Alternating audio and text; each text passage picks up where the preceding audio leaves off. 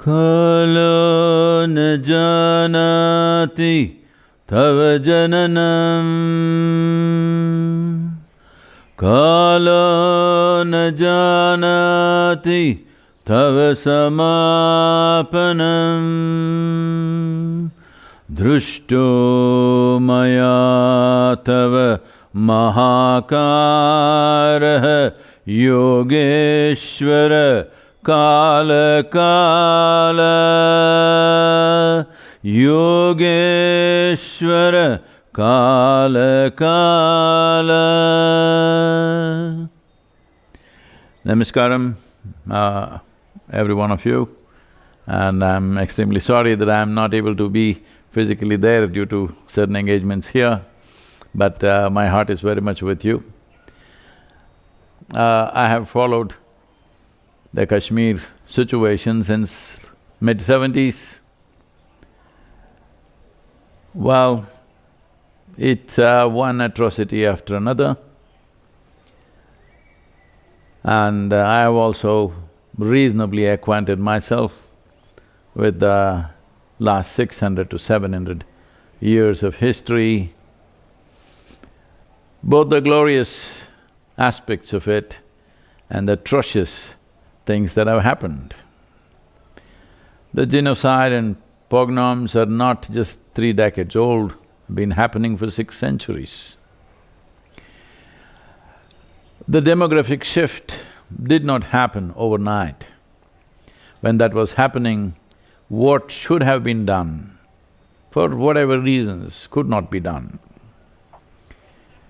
I'm not here to blame anyone, nor am I here to say anything insensitive to those of you who already have been peeled of your skin, that anything can hurt you. You're in that condition, I understand. My words are absolutely inadequate for the empathy that I feel. This was not just done, that is, the necessary things to shore up a society and to protect things that are valuable to us. The people, the rulers, those who were invested in knowledge and the sacred institutions could not act. The world is still in a state that no one can protect and nurture anything that is of value just with scholars, sans soldiers. This is a mistake that's happened right across Hindustan, and the brunt of it has been taken by the Kashmiri people, but it's happened all across this land. When you have something of value in your home, you need a lock, you need a guard dog, and maybe you need a gun. This is an aspect that we as Hindustan neglected.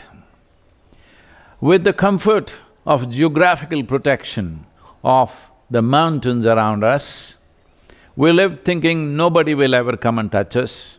We invested in subtler aspects of life, but those who did not understand such things and those who had their own cruel agendas took advantage of us completely.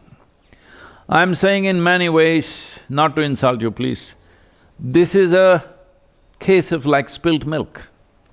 Strengthening the spiritual backbone of Bharat, which is beyond religious divide and of deep humanism, which is what this culture is about, and doing whatever else that can be done economically and in terms of restoring some parts of geography at least, without putting too many people back to risk once again, is an onerous task.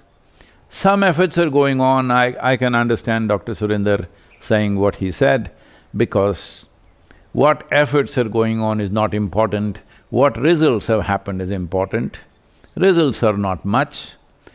Though 370, repealing of 370 was a big step, still to manifest it on the ground, to make it socially safe for ordinary people to be on the street, has not happened yet. Well, the government is trying to encourage people to take jobs. even the labor who is going from various different states to work there, their lives are not safe.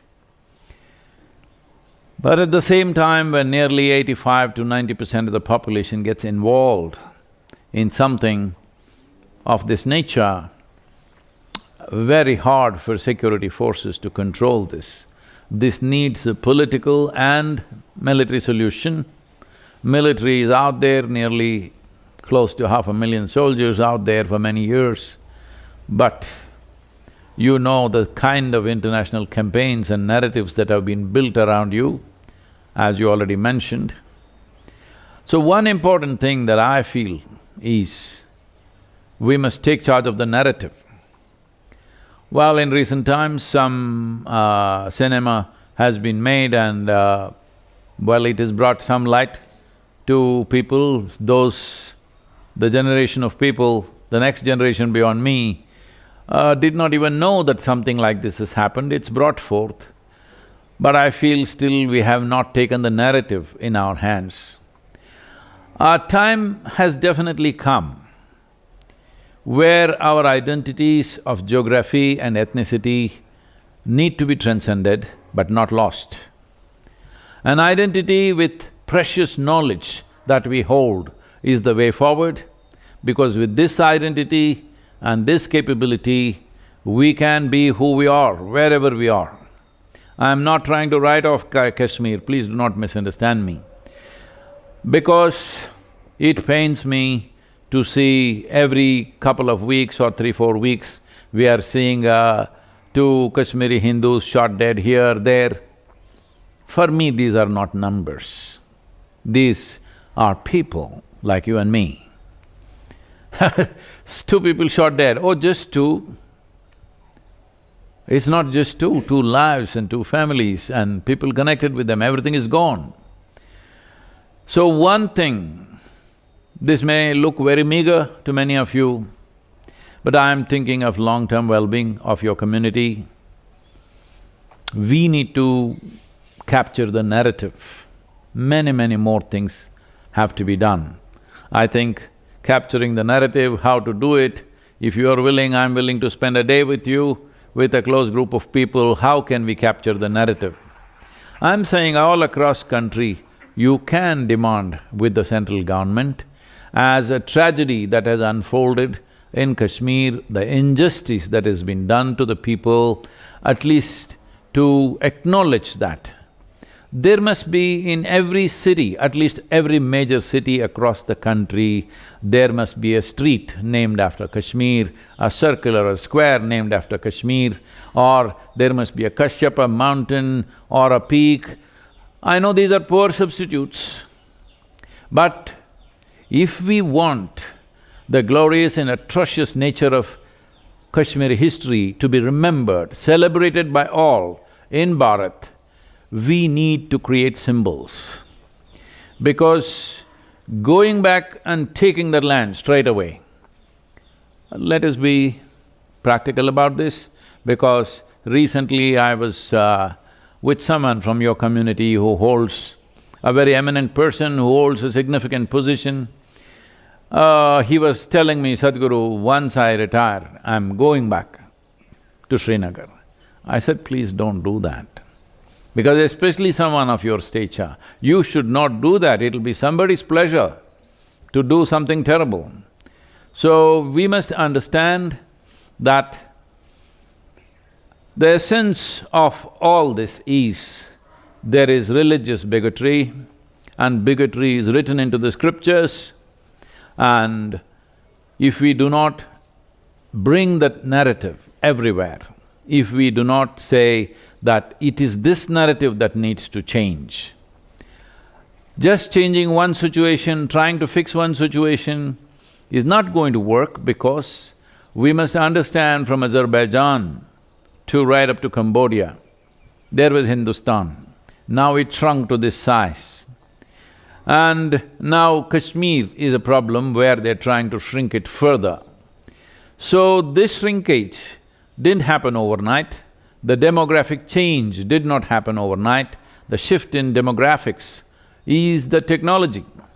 Because There are people who are committed for 100, 200, 500 years. They don't mind if their intentions are fulfilled after 500 years. They are willing to work for it.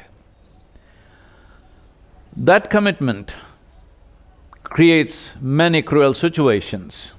But generally, our communities are committed to bringing well-being to people who are living here, not sending them to heaven. So having said that, but if we want this, can everything be corrected? No. Can we bring back the lives, precious lives we've lost? Not at all. But even to get back the geographical entity is very, very difficult.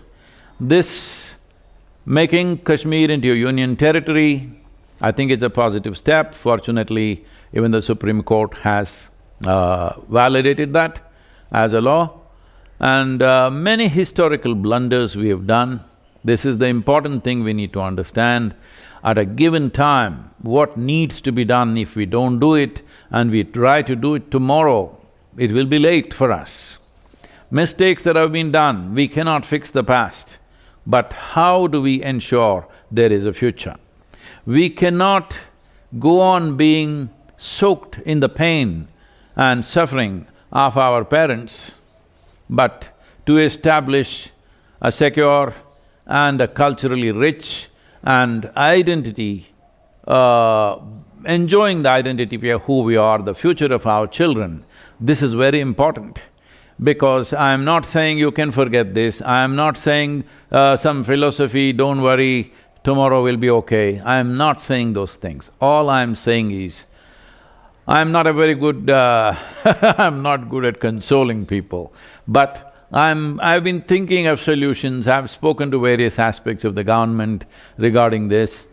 But every solution that you think of, it is being beaten down by somebody because they have the narrative in the world. I think shifting the narrative is very important.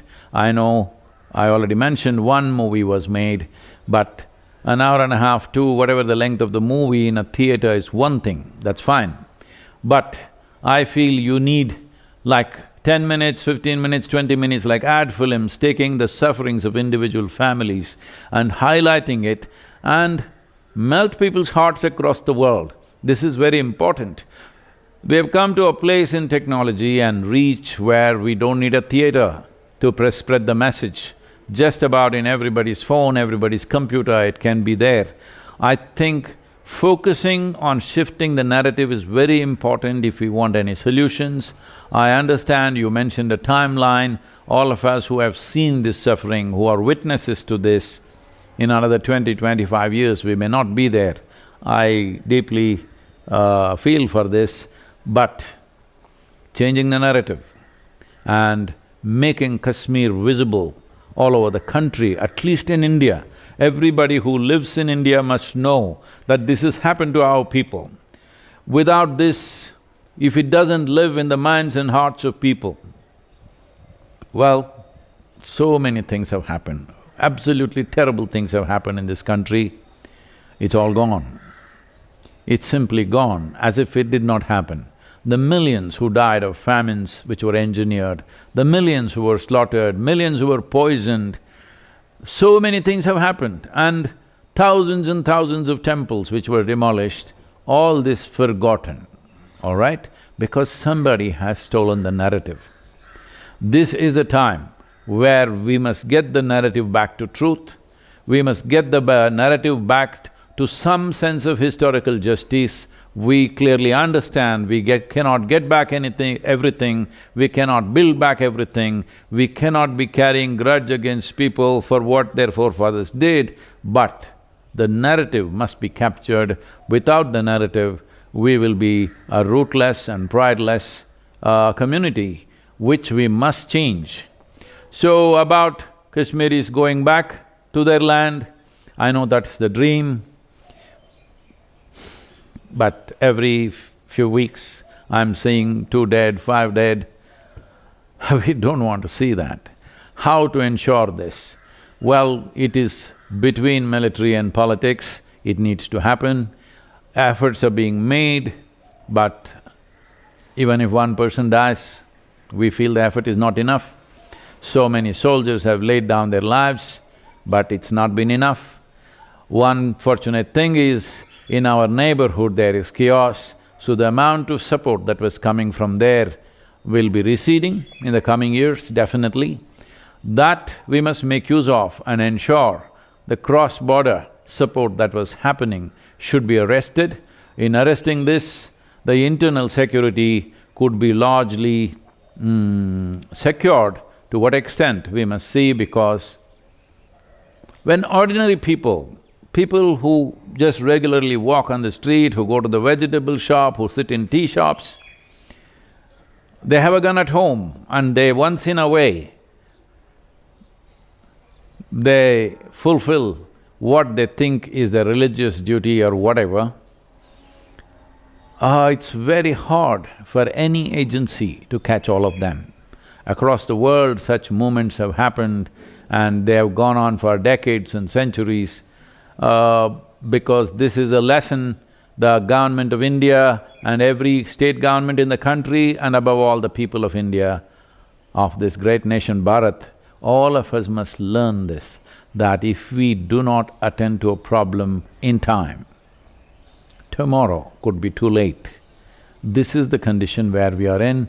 I know I have not provided any consolation, I am not using sympathetic words, but I'm telling you, my heart reverberates with empathy for every one of you.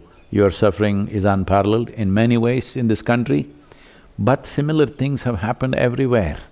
At least you are at least speaking, others are not even speaking. So many things have happened. But the worst thing about you is it happened now, nearly in 21st century. And if you allow it, it'll happen right now in 21st century. So, this is the terrible thing. In independent India, this happened. As I said, I have no adequate words either to express my empathy, nor do I have a hotshot solution, just like that, this is it. I don't have either. I only have profound empathy for every one of you. If you have any questions, please.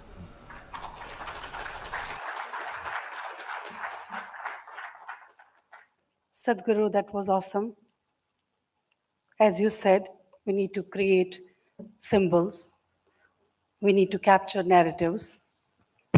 We cannot fix the past, but we can ensure future. And you also said that you are going to be available for us to guide us through all this. And we feel blessed to hear it from you. We don't need sympathy, Sadhguru. We need empathy. We need addressal. We are beyond sympathy now. We are doing well, but there are so many of us who are still living in camps, not doing too well, out there on streets, fighting for their right to live. Sadhguru, thank you so much for being here with us and enlightening us with your wisdom. If I can say one word, ma'am?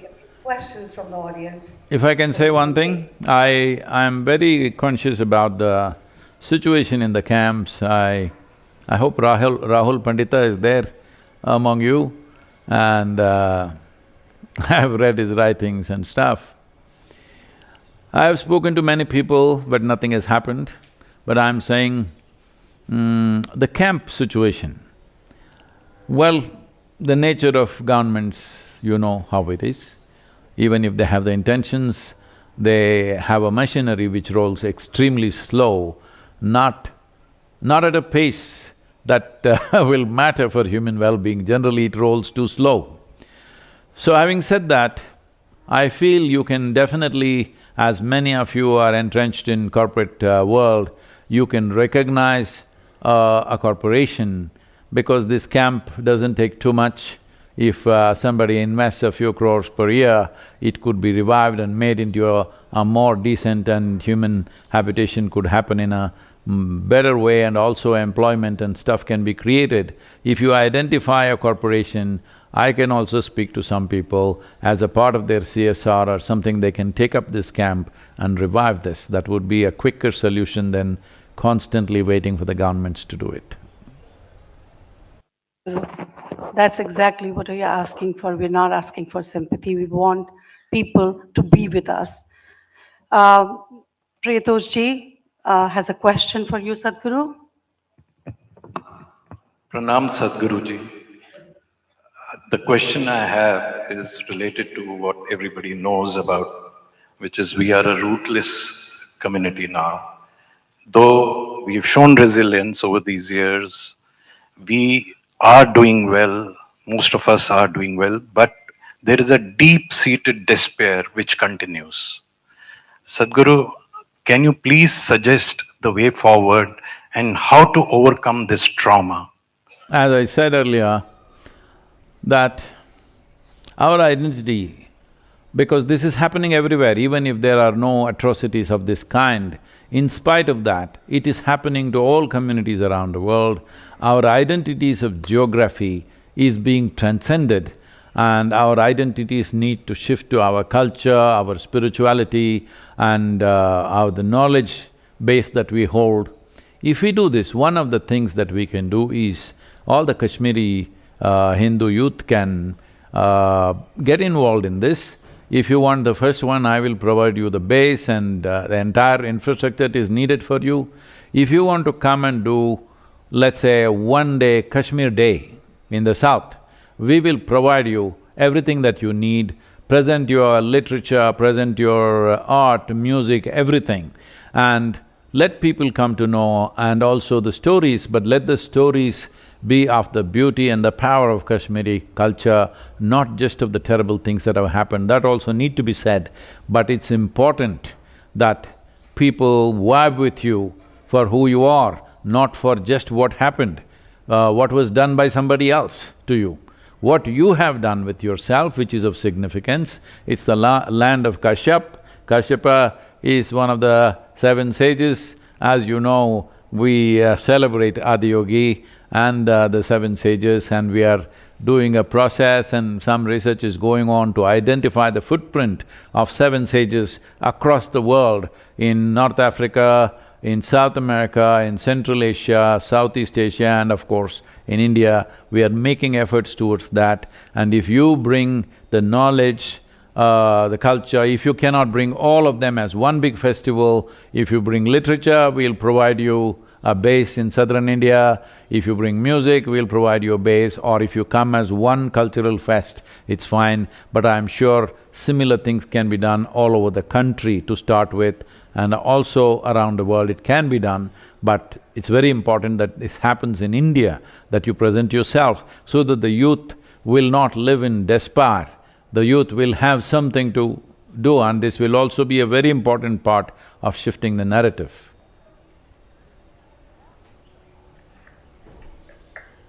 Thank you so much, Sadhguru.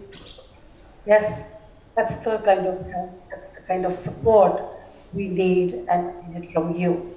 You being the spiritual guru, we look forward to interact with you personally and get to the real solutions, so we go back to our Kashyap land.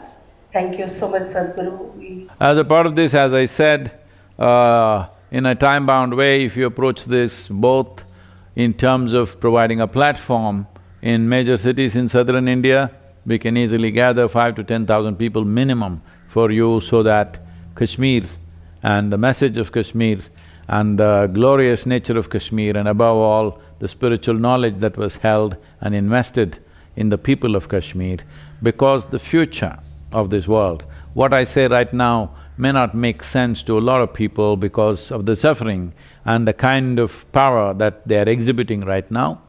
But this is something that I have noticed talking to the youth of the world, across the world, in the major universities, in Europe, America and various other countries. What I see is, in another 30 to 40 years' time, the dogmatic religions will recede significantly. Because anything that doesn't make logical sense in people's heads will slowly recede. Already it's beginning to happen. In Europe, in the Western Europe, nearly 42% of the people say they have no religion. In UK, about 36% of the people are writing in their forms that they have no religion. 32 to 33% of the people in United States are saying no religion. This is simply because selling tickets to heaven and managing people, those times are over.